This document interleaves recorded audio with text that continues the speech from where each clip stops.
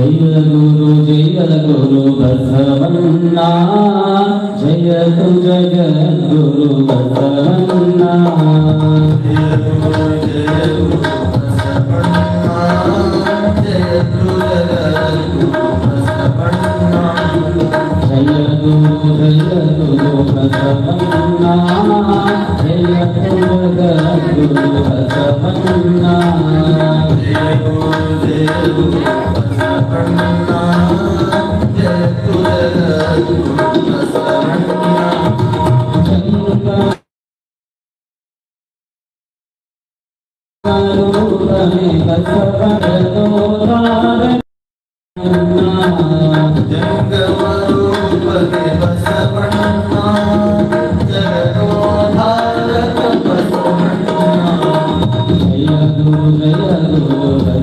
बसवन्ना जय तु जगद्गुरु बसवन्ना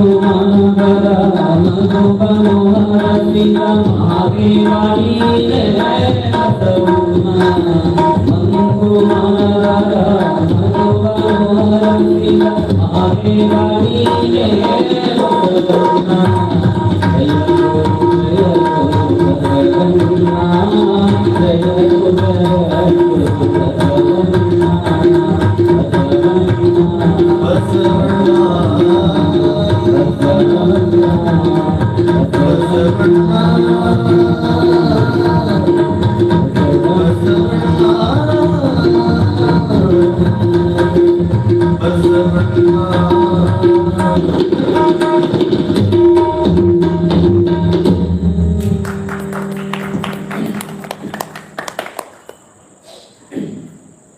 ಶ್ರೀ ಗುರುಭ್ಯೋ ನಮಃ. ಕಾಯಗಳು ಗುರುಲಿಂಗ ಜಂಗಮ ದಾಯಕದ ನಡೆಯಲಿಕ್ಕೆ ಸುಲಭೋಪಾಯ ಎಂದು ಬಾಲ್ಯಸ್ಥಳಕ್ಕೆ ಕುರುಹಾಗಿ ದಾಯತೋರಿ ಸಮಸ್ತ ಭಕ್ತರಿ ಕಾರ್ಯವನ್ನು ಪಾವನ ಮಾಡಿದ ರಾಜಪೂರ್ವಾಚಾರ್ಯ ಸಂಗಮರ ಸವಶರಣ. ಪ್ರಾತಸ್ಮರಣೀಯರಾದ 12ನೇ ಶತಮಾನದ ಮಹಾಮಾನವತವಾದಿ ಭಕ್ತಿ ಭಂಡಾರಿ ಬಸವಾದೀಶ್ವರ ಶರಣರನ್ನ ಎಲ್ಲ ಮನೋಮಂದಿರದಲ್ಲಿ ಧ್ಯಾನಿಸಿ ವೀರವಿರಾಗಿ ವೈರಾಗ್ಯದ ತರಂಗಿಣಿ ಕನ್ನಡದ ಮೊಟ್ಟ ಮೊದಲ ಕವಿಯತ್ರಿ ಅಕ್ಕಮಹಾದೇವಿಯನ್ನ ಮನೋಮಂದಿರದಲ್ಲಿ ಧ್ಯಾನಿಸಿ ಎಡೆಯೂರಿನ ತೋಟದ ಸಿದ್ಧಲಿಂಗೇಶ್ವರನಿಗೆ ನತಮಸ್ತಕನಾಗಿ ಈ ಪುರವನ್ನ ಪಾವನಮಯವನ್ನಾಗಿ ಮಾಡಿರುವಂತಹ ಭಕ್ತರ ಕಾಮಧೇನು ಕಲ್ಪವೃಕ್ಷವಾಗಿ ಬೇಡಿದವರಿಗೆ ಬೇಡಿದ್ದನ್ನೇ ದಯಪಾಲಿಸುತ್ತಾ ಬಂದಿರುವ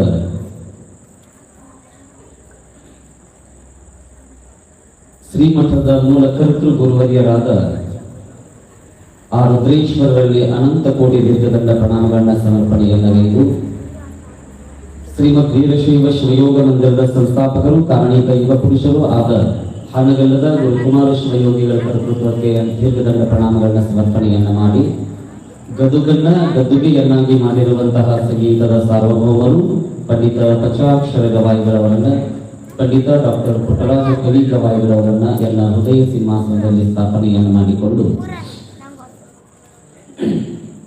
ಸಾಗಿ ಬಂದಿರುವಂತಹ ಪೂರ್ಣತ್ವದೆಡೆಗೆ ಆಧ್ಯಾತ್ಮಿಕ ಪ್ರವಚನದ ಇವತ್ತಿನ ಈ ಪುಣ್ಯ ಆಲಯದಲ್ಲಿ ನಿರ್ಮಾಣಗೊಂಡಿರುವಂತಹ ಈ ಭವ್ಯ ವೇದಿಕೆಯ ಮೇಲೆ ದಿವ್ಯ ಸಾನ್ನಿಧ್ಯವನ್ನು ಕರುಣಿಸಿ ನಮ್ಮ ನಿಮ್ಮೆಲ್ಲರಿಗೂ ಕೂಡ ಪ್ರತಿನಿತ್ಯವೂ ದರ್ಶನ ಆಶೀರ್ವಾದ ಆಶೀರ್ವಚನವನ್ನ ದಯಪಾಲಿಸಲಿರುವ ಶ್ರೀಮಠದ ಪ್ರಸ್ತುತ ಒಡೆಯರು ತ್ರಿಕಾಲಲಿಂಗ ಪೂಜಾನಿಷ್ಠರು ಭಕ್ತ ಪ್ರೇಮಿಗಳು ಕಲಾಪ್ರೇಮಿಗಳು ಆದ ಪರಮಪೂಜ್ಯ ಶ್ರೀಮನ್ ನಿರಂಜನ ಪ್ರಣವ ಸ್ವರೂಪ ಡಾಕ್ಟರ್ ಚನ್ನಮಲ್ಲ ಶಿವಯೋಗಿಗಳ ಶ್ರೀ ಜಂಗಮ ಪಾದಕ್ಕೆ ಅನಂತ ಕೋಟಿ ದೀರ್ಘದಂಡ ಪ್ರಣಾಮಗಳನ್ನ ಸಮರ್ಪಣೆಯನ್ನ ಮಾಡಿ ತಮ್ಮೆಲ್ಲರಿಗೂ ಕೂಡ ಬಹಳ ಸುಶ್ರಾವ್ಯವಾಗಿ ಸಂಗೀತವನ್ನ ಉಣಬಡಿಸಲಿರುವ ಆತ್ಮೀಯ ಗವಾಯಿಗಳವರಾದ ಮೃತ್ಯುಂಜಯವರಲ್ಲಿ ತಬಲಾವಾದಕರಾಗಿರುವಂತಹ ವೀರಚನ್ನ ನವಲಿಯವರಲ್ಲಿ ಈ ಪ್ರವಚನವನ್ನ ಆಲಿಸಲು ಆಗಮಿಸುತ್ತಿರುವ ಯಾವತ್ತೂ ನನ್ನ ಶರಣ ತಂದೆ ತಾಯಿಗಳೇ, ಮುದ್ದು ಮಕ್ಕಳೇ, ಯುವಕ ಮಿತ್ರರೇ, ದಾನಿಗಳೇ, ದಾಸೋಹಿಗಳೇ, ತಮ್ಮೆಲ್ಲರ ಅಂತರಾತ್ಮದಲ್ಲಿ ಬೆಳಗುವ ಆ ಭಗವಂತ ಚಿಜ್ಜೊಟ್ಟಿಗೆ ಶರಣು ಶರಣಾರ್ಥಿಗಳು. ಯಾರೋ ಒಬ್ಬ ಭಕ್ತ ಅಪ್ಪುಗಳ ಹತ್ರ ಬಂದು ಕೇಳಿದ, ಅಲ್ರಿ ಅಪ್ಪುಗಳ, ಪ್ರತಿ ವರ್ಷವೂ ಕೂಡ ಪ್ರವಚನವನ್ನ ಹಚ್ಚುತ್ತಿರ, ಈ ಪ್ರವಚನವನ್ನ ಒಂದು ಸಾರಿ ಹಚ್ಚಿ ಕೇಳಿಬಿಟ್ರೆ ಮುಗಿಸಿದ್ರೆ ಮುಗಿಯಂಗಿಲ್ಲ, ಒಂದು ಸಾರಿ ಕೇಳಿದ್ರೆ ಪ್ರವಚನ ಮುಗಿಯಂಗಿಲ್ಲ, ಯಾಕೆ ಪ್ರತಿ ವರ್ಷವೂ ಕೂಡ ಶಾಸ್ತ್ರಿಗಳನ್ನ ಕರೆಸಿ, ತಬಲಾವಾದಕರನ್ನ ಕರೆಸಿ, ಗವಾಯಿಗಳನ್ನ ಕರೆಸಿ, ದಾಸೋಹವನ್ನ ಮಾಡಿಸಿ, ಇಷ್ಟೆಲ್ಲ ವ್ಯವಸ್ಥೆಯನ್ನ ಮಾಡಿಸಿ ಯಾಕೆ ಪ್ರತಿ ವರ್ಷ ಮಾಡ್ತಾರೆ? ಒಂದ್ ಸಾರಿ ಕೇಳಿಬಿಟ್ರ ಮುಗಿಯೋದಿಲ್ಲೇನೋ ಅಂತ ಅಂದ್ರು. ಯಾವುದೋ ಒಬ್ಬ ಗುರುಗಳು ಯಾವುದೋ ಒಬ್ಬ ಶಿಷ್ಯ ಅನ್ನ. ಆಗ ಗುರುಗಳು ಹೇಳಿದ್ರಂತೆ, ನೀನು ಏನು ಮಾಡುತ್ತಿದ್ದ? ನಾನೊಬ್ಬ ರೈತ. ಮತ್ತ ರೈತದರಂದ ಬಳಿಕ ಆತಗ ಪ್ರಾಕ್ಟಿಕಲ್ ಹೇಳಬೇಕು ಹೊರತಾಗಿ ಹಂಗ ಹೇಳಿದ್ರೆ ತತ್ವ ತಿಳಿಯೋದಿಲ್ಲ ಅಂತ ತಿಳ್ಕೊಂಡು, ನೀ ಏನು ಮಾಡುತ್ತೀಯ? ಏನಿಲ್ಲ, ನಾನೊಬ್ಬ ರೈತ, ಪ್ರತಿನಿತ್ಯ ಬೆಳಿಗ್ಗೆ ಹೇಳ್ತೇನೆ, ಎದ್ದು ದನಕರಗಳ ಕಥೆಯನ್ನು ಹೆಂಡಿ ಕಸವನ್ನ ಬಳದು ದನಗಳ ಮೈ ತೊಳೆದು ಎತ್ತು ಹೊಡ್ಕೊಂಡು ಹೊಲಕ್ಕೆ ಹೋಗುತ್ತೆ. ಎಷ್ಟು ದನಗಳು ಅದಾವ? ಒಂದು 4 ಎತ್ತು ಅದಾವ, ಒಂದು 4 ಎಣ್ಣೆ ಅದಾವ, ಒಂದಿಷ್ಟು ಸಣ್ಣ ಪುಟ್ಟ ಕರಗಳದ.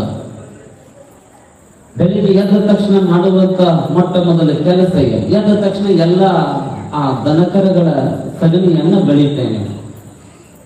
ಆ ಸಗಣಿ ಬೆಳೆದು ಏನು ಮಾಡ್ತೀವಿ? ಅದಕ್ಕಾಗಿ ಒಂದು ಬುಟ್ಟಿ ಇರ್ತದ, ಅದಕ್ಕೆ ಸಗಣಿ ಬುಟ್ಟಿ ಅಂತ ಕರೀತಾರೆ. ಆ ಬುಟ್ಟಿ ಒಳಗೆ ತುಂಬಿ ಅದನ್ನು ಒಯ್ದು ಆ ತಿಪ್ಪಿಗೆ ಚೆಲ್ಲಿ ಬರ್ತೇನೆ. ಆ ಸಗಣಿ ಬುಟ್ಟಿ ಎಷ್ಟು ವರ್ಷದದ? ಸುಮಾರು ಒಂದು 10 ವರ್ಷದದ ಯಪ್ಪ. ಅದು ಸಗಣಿ ಬುಟ್ಟಿ ಅಂದ್ರೆ ಇರ್ತಾವ, ಬಿದಿರಿನ ಇರ್ತಾವ, ನೋಡಿರಲ್ಲ? ನೋಡಿರಿ, ಆ ಬಿದಿರಿನ ಬುಟ್ಟಿ ಇರ್ತಾವ. ಬಿದಿರಿನ ಬುಟ್ಟಿ ಅದಪ್ಪ, ಸುಮಾರು ಒಂದು 10 ವರ್ಷ ಆಯ್ತು. ಅದ ಬುಟ್ಟಿ ಒಳಗ ಹೋಗಿ ನಾಚೆಗೆ ಬರ್ತೇನೆ. ಆ ಬುಟ್ಟಿ ತಗೊಂಡು ಬಾ ಅಂದ್ರೆ ಗುರುಗಳು.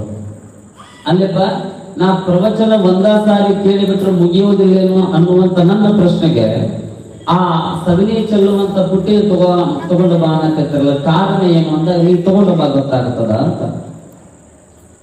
ತಗೊಂಡು ಬಂದ ತಕ್ಷಣ ಗುರುಗಳು ಹೇಳ್ತಾರೆ, ಇಲ್ಲಿ ನಮ್ಮ ಮಠದ ಅಂಗಳದೊಳಗ ಬಾವಿ ಅದಲ್ಲ, ಅದ ಆ ಬಾವಿ ಹತ್ರ ಹೋಗಿ ಈ ಸಗಣಿ ಬುಟ್ಟಿಗೆ ಹಗ್ಗ ಕಟ್ಟಿ ಆ ಬಾವಿಯೊಳಗೆ ಬಿಟ್ಟು ನೀರು ತುಂಬಿಕೊಂಡು ಬಾ ಅಂತ ಹೇಳಿದ್ರು. ಆಯ್ತು ಅಂದ. ಬಾವಿ ಹತ್ರ ಬಂದ, ಆ ಸಗಣಿ ಬುಟ್ಟಿಗೆ 4 ಕಡೆ ಹಗ್ಗವನ್ನ ಕಟ್ಟಿದ, ಬಾವಿ ಒಳಗಡೆ ಬಿಟ್ಟ ಜಗ್ಗಿದ. ಒಂದು ಅರ್ಧ ಬಾವಿವರೆಗೂ ಕೂಡ ಬಂತು. ಯಾಕ? ಎಲ್ಲಾ ಕಡೆ ಸಗಣಿ ತಗೊಂಡಿತ್ತಲ್ಲ, ಅಲ್ಲೆಲ್ಲೇ ನೀರು ಹಿಡಿತಿತ್ತು ಅದರೊಳಗೆ, ಬಿದಿರಿನ ಬುಟ್ಟಿ ಆದ್ರೂ ಕೂಡ. ಆದ್ರೂ ಅರ್ಧ ಬಾವಿ ತನ ಬಂತು, ಆಮೇಲೆ ನೀರು ಖಾಲಿ. ಮತ್ತೊಂದು ಸಾರಿ ಬಿಟ್ಟ, ಮತ್ತೊಂದು ಸ್ವಲ್ಪ ಮ್ಯಾಲೆ ಬಂತು, ಮತ್ತ ನೀರು ಖಾಲಿಯ. ಮತ್ತೊಂದು ಸಾರಿ ಬಿಟ್ಟ, ಮತ್ತೊಂದು ಸ್ವಲ್ಪ ಮ್ಯಾಲೆ ಬಂತು, ನೀರು ಖಾಲಿಯ. 1 ಸಾರಿ ಅಲ್ಲ, 2 ಸಾರಿ ಅಲ್ಲ, ಸುಮಾರು ಒಂದು 100 ಸಾರಿ ಬಿಟ್ಟ. ಅದರಾಗ ಒಂದು ಹನಿ ನೀರು ಬರಲಿಲ್ಲ. ಬಿದಿರಿನ ಬುಟ್ಟಿಯೊಳಗೆ ನೀರು ಬರಕ್ಕೆ ಸಾಧ್ಯ ಏನು? ಇಲ್ಲ, ಸಾಧ್ಯವೇ.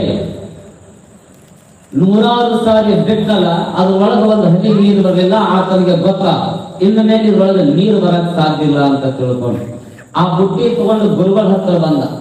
ಆ ಬುಟ್ಟಿ ತಗೊಂಡು ಹೋಗಬೇಕಾಗಿತ್ತು ಅಂದ್ರೆ ಇಡೀ ಆ ಬುಟ್ಟಿಗೆ ಸಗಣಿ ಮೆತ್ತಿತ್ತಲ್ಲ, ಆ ಬಾವಿಯೊಳಗೆ ಒಂದು 100 ಸಾರಿ ಎತ್ತುವುದು ತೆಗೆಯುವುದು ಮಾಡಿತ್ತಲ್ಲ, ಆ ಸಗಣಿ ಎಲ್ಲ ಹೋಗಿ ಹೊಸ ಬುಟ್ಟಿ ಆದಂಗ ಆಗಿತ್ತು. ಈಗ ಸಂತ್ಯಾಗಿಂದ ತಂದಾನೇನೋ ಅನ್ನೋಷ್ಟ್ರ ಮಟ್ಟಿಗೆ ಸ್ವಚ್ಛ ಆಗಿಬಿಟ್ಟಿತ್ತು, ಸ್ವಚ್ಛ ಆಗಿಬಿಟ್ಟು. ಅದನ್ನ ತಗೊಂಡು ಗುರುಗಳ ಹತ್ರ ಬಂದ. ಯಾಕೆ ತಮ್ಮ ಹಂಗ ಬಂದಿಲ್ಲ, ನೀರು ತಗೊಂಡು ಬಂದಿಲ್ಲ. ಯಪ್ಪ, ಈ ಸಗಣಿ ಬುಟ್ಟಿ ಒಳಗ, ಈ ಬಿದಿರಿನ ಬುಟ್ಟಿ ಒಳಗ ಒಂದು ಹನಿನೂ ಕೂಡ ನೀರು ಬರಲಿಲ್ಲ. ಆಯ್ತು, ನೀರು ಬರಲಿಲ್ಲ. ಬುಟ್ಟಿ ಹಂಗಾಗ್ಯದ. ಯಪ್ಪ, ಬುಟ್ಟಿ ಇದಕ್ಕ 10 ವರ್ಷದ ಸಗಣಿ ತಗೊಂಡಿತ್ತು. ಆದ್ರ ಈಗ ತೆಗೆದು ನೋಡಿಬಿಟ್ರೆ ಈಗ ಹೊಸ ಬುಟ್ಟಿ ಕಂಡಂಗ ಕಾಣಕತ್ತದ, ಹೌದಲ್ಲ? ಮತ್ತು 1 ಸಾರಿ ಬಿಟ್ಟಿದ್ದಕ್ಕೆ ಸ್ವಚ್ಛ ಆಗ್ಯದ.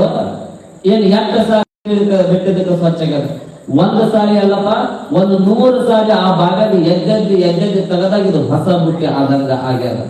ಹಂಗಪ್ಪ, ಪ್ರವಚನ ಅನ್ನೋದು ಕೂಡ 1 ಸಾರಿ ಕೇಳಿ ಬಿಟ್ರೆ ಮುಗಿಯೋದಿಲ್ಲ. ಈ ಮನಸ್ಸಿನ ಮೈಲಿಗೆ ಅನ್ನುವಂಥದ್ದು ಹುಟ್ಟಿನಿಂದ ಹಿಡಿದು ಆಣವ ಮಲ, ಮಾಯಾಮಲ, ಕಾರ್ಮಿಕ ಮಲ ಅನ್ನುವಂತ ಒಂದಿಷ್ಟು ಮಲತ್ರಯಗಳನ್ನ, ಹಿಂದಿನ ಮುಂದಿನ ಕರ್ಮಗಳನ್ನ ಇಟ್ಕೊಂಡಿರ್ತದ.